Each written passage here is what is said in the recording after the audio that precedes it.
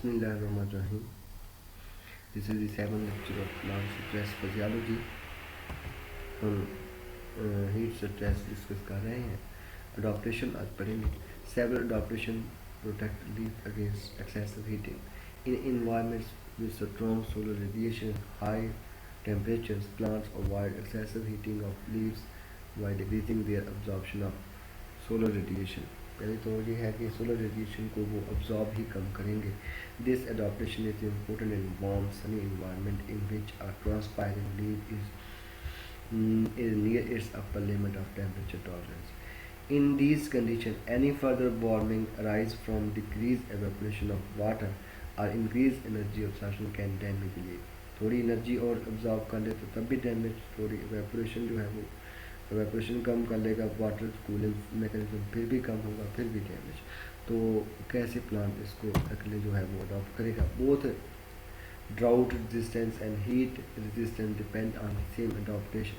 बहुत से मैकेनिज्म हैं जो इसमें जो है वो शामिल हो जाते हैं. Reflective hair, leaf hairs and leaf access. Leaf के ऊपर बहुत छोटे छोटे बारीक लीव्स होते हैं, हेयर्स होते हैं जो कि सोलर रेडिएशन को जो है वो रिफ्लेक्ट करने का बायस बनते हैं, जिससे अब्जॉर्प्शन में जो है वो रिडक्शन होती है.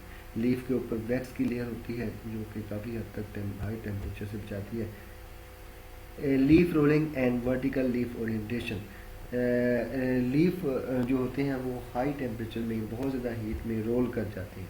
रोलिंग मैकेनिज्म में एपिडर्मल बुलीफॉर्म सेल्स, अगर आपने एनाटॉमी में ये पढ़ा हो कि बुलीफॉर्म जो सेल्स होते हैं जो कि एडेक्सियल सरफेस पे होते हैं लीफ के ब्लेड के, जो कि रोल होने का बायस बनते हैं. रोलिंग होने की वजह से जो है वो कम से कम हीट कैच होगी, सनलाइट एनर्जी कैच होगी, जिसकी वजह से जो है वो टेम्परेचर के इफेक्ट से बच सकेंगे, कम से कम एनर्जी को ऑब्जॉर्व कर सकेंगे. And vertical leaf orientation. Leaf बजाय इसके के जो है वो एनर्जी को कैच करने का करें, वो वर्टिकल पोजीशन में चले जाएंगे. वर्टिकल पोजीशन में कम हीट जो है वो कैच हो सकेगी. Growth of small, highly dissected leaves to minimize the boundary layer thickness and thus minimize heat loss. छोटे लीव जो होते हैं वो बनना शुरू हो जाते हैं बजाय इसके कि बड़े बड़े लीव्स बनने लग जाएं, तो इस वजह से भी कम से कम जो है वो लीफ हीट अब्जॉर्ब होती है. Some desert shrubs as British bush have dimorphic leaves to avoid excessive heating. Dimorphic leave से मुराद है कि दो तरह के लीव्स, ऐसी लीव जिनकी दो, ऐसा प्लांट दो शेप के लीव प्रोड्यूस करता है. यानी अगर मौसम साजगार है तो बड़े बड़े लीव्स प्रोड्यूस करेगा जिनका लेमिना ज़्यादा बड़ा होगा, और अगर बहुत ही ज़्यादा स्ट्रेस वाला टेम्परेचर बहुत ज़्यादा है तो तब छोटे लीव बनेंगे जिनका लेमिना छोटा होगा. Green nearly hairless leaves found in winter are replaced by white pubescent leaves in sun. ये डाइमॉर्फिक कंडीशन है. At high temperature plant produce heat shock protein. This is the most important mechanism कि plant जो होता है वो बहुत ज़्यादा temperature में हीट शॉक प्रोटीन प्रोड्यूस करता है. हीट शॉक प्रोटीन जो होती हैं वो जो मेटाबॉलिज्म होता है, मेटाबॉलिक प्रोटीन्स को रोल करने का बायस बनती हैं, उनको जो है वो फोल्ड करने का बायस बनती हैं. फोल्ड हो जाने पे उनमें कम से कम सोलर रेडिएशन अब्जॉर्प्शन होगी, जिससे वो डीनेचुरेशन से बच सकेंगे. तो heat shock proteins are most important. In response to sudden 5 to 10 degree rises in temperature, plant produce a unique set of protein referred to as heat shock proteins. Most heat shock protein function to help cells withstand heat stress by acting as molecular chaperones. Molecular chaperone वो molecule होते हैं जो proteins को, जो active proteins को यानी enzymatic proteins को folding करने का बायस बनते हैं, मिस फोल्डिंग से बचाते हैं और आखिरकार हीट के डैमेज से बचाते हैं, डीनेचुरेशन से बचाते हैं. Heat stress causes many cell proteins that function as enzymes or structural components to become unfolded or misfolded. लो जी, हीट स्ट्रेस जो होती है उसमें एंजाइम जो होती हैं उन्होंने फोल्ड होना होता है, अगर वो अनफोल्ड रह जाए तो वो इससे बहुत ज़्यादा नेगेटिवली अफेक्ट होते हैं, अगर मिस फोल्ड हो जाए तब भी. thereby leading to loss of proper enzyme structure and activity. Such misfolded proteins often aggregate and participate, creating serious problem within the cell. Heat shock protein act as molecular chaperones and serve to attain a proper folding of misfolded aggregated protein and to prevent misfolding of the proteins. ये misfolding से बचाते हैं, folding करवाते हैं और aggregate protein को misfolding से बचाते हैं. This facilitate proper cell function at elevated stressful temperature. Heat shock protein were first discover in fruit fly Drosophila मिलाउनिवर्स. देखें जी, सबसे पहले ये एनिमल में डिस्कवर हुए, उसके बाद ये माइक्रो ऑर्गेनिज्म में और आखिरकार जो प्लांट्स में भी डिस्कवर हुए. Later these have identified in other animals and humans as well as in plants, fungi and micro organism.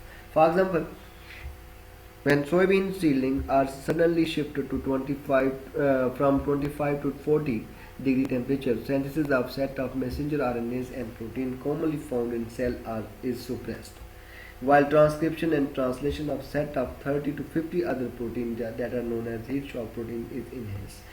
यानी हम पहले भी इस बारे में बात कर चुके हैं कि जब स्ट्रेस, कोई भी स्ट्रेस स्टार्ट होती है तो नॉर्मल जो प्रोटीन या नॉर्मल मैसेंजर आरएनए जो प्रोड्यूस हुए होते हैं और जो प्रोटीन बन रही होती हैं वो मैकेनिज्म जो होता है वो बंद कर दिया जाता है और ऐसी प्रोटीन बनाई जाती हैं जो प्लांट को उस स्ट्रेसफुल इन्वायरमेंट से बचा सकें. यानी ऐसे मैसेंजर आरएनए बन जाएंगे जो ऐसी प्रोटीन को ट्रांसलेट करने का बायस बनेंगे जो हीट जो है वो अडॉप्टेशन में मदद देंगे. स्ट्रेसफुल टेम्परेचर स्ट्रेसफुल से इन्वायरमेंट में विदस्टैंड रखेंगे. New messenger transcripts for heat shock protein can be detected 3 to 5 minutes after heat shock.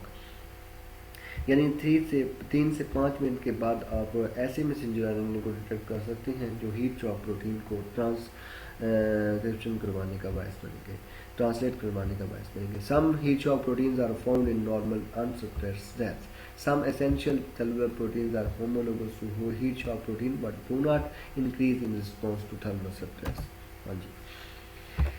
Molecular masses of heat shock protein range from 15 to 104 kilodalton and they can be grouped into 5 classes based on size. Size के बाद से इनको 5 classes में दिया. Different heat shock proteins are localized to nucleus, mitochondria, chloroplast, endoplasmic reticulum and cytosol. देखें तकरीबन हर जगह पे सेल में ये पाई जाती हैं, साइटोसोल में भी और डिफरेंट ऑर्गेनेल्स में.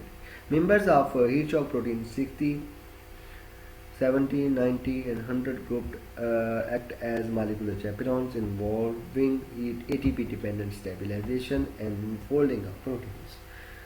Some heat shock proteins assist in polypeptide transport across membranes into cellular components.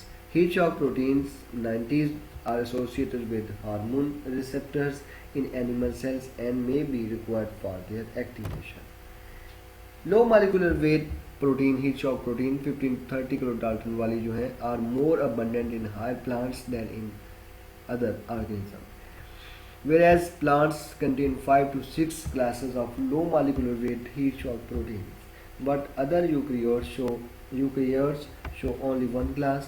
The different classes of 15 to 30 kilodalton molecular weight heat shock proteins in plants are distributed in cytosol, chloroplast, endoplasmic reticulum, mitochondria. The function of these small has not understood. Cells that have been induced to synthesis heat shock protein show improved thermal tolerance.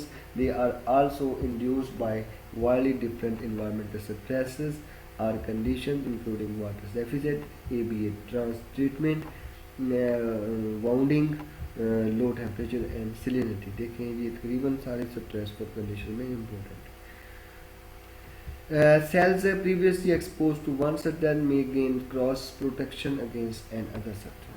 अंदाजा करें, एक stress में plant है तो दूसरे stress में भी उसको अडॉप्ट करने में काफ़ी हद तक मदद मिलेगी. A transcription factor mediate heat shock protein accumulate in response to heat shock. All cells seem to contain molecular chaperones that are constitutively expressed and function like heat shock proteins.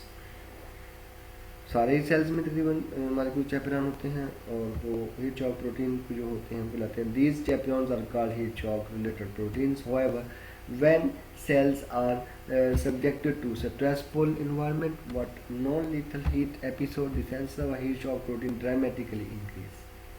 while the continuing translation of other protein is dramatically lowered. जो normal protein बन रही थी वो कम हो जाएंगी और या फिर almost cease ही हो जाएंगी.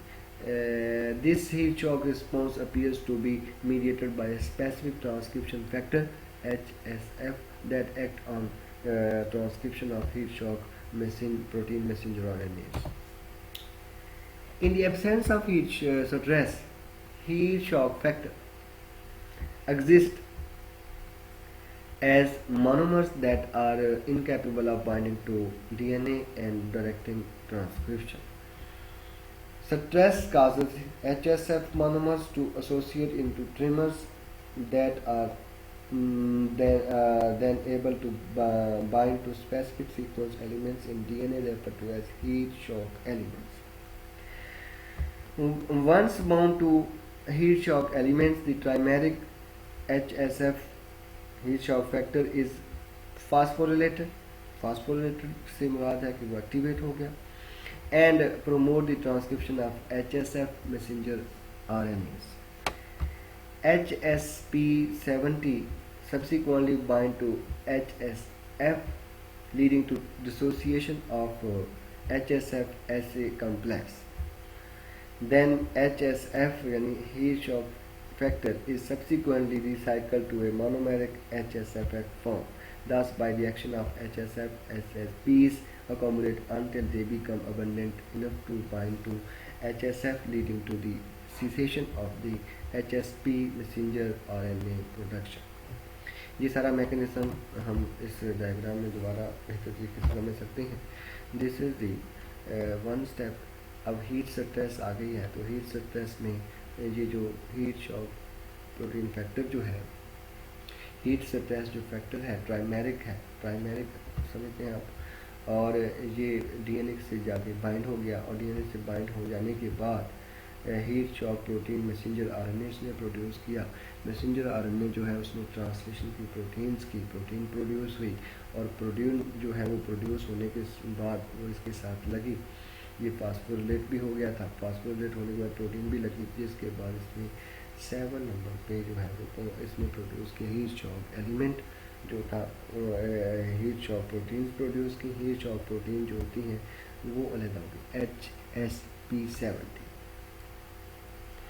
HSP70 heat shock protein factor आप देख रहे हैं हेक्टोफेयर फैक्टर. फिर जो है वो प्रोटीन को लेगा, प्रोटीन जो आएंगी प्रोटीन को लेगा और फिर ये अलग हो जाएंगी, ये फिर एक्टिवेट होगा, फास्फोरिलेट होगा and this process comes again.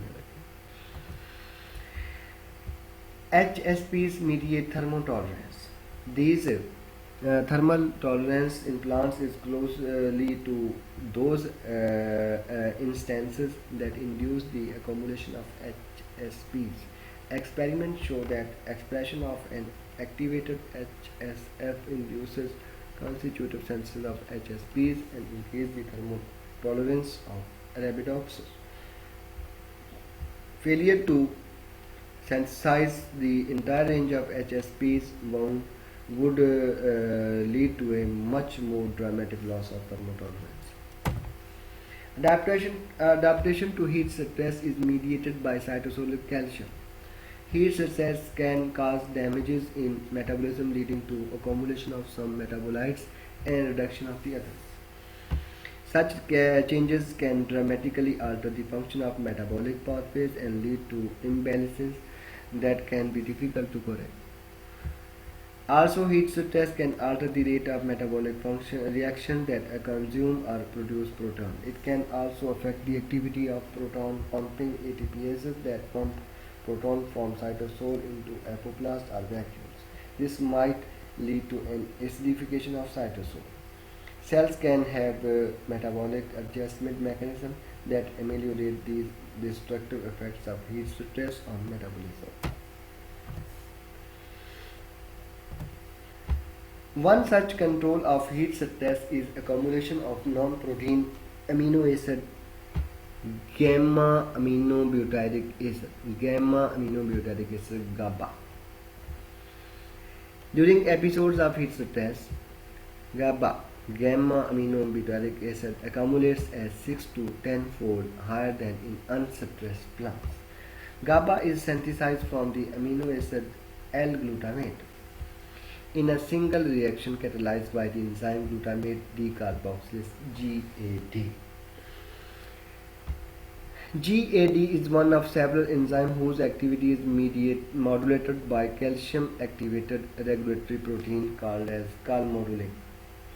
Calcium-regulated protein known as calmodulin. Calcium-activated calmodulin activates GAD, glutamate decarboxylase.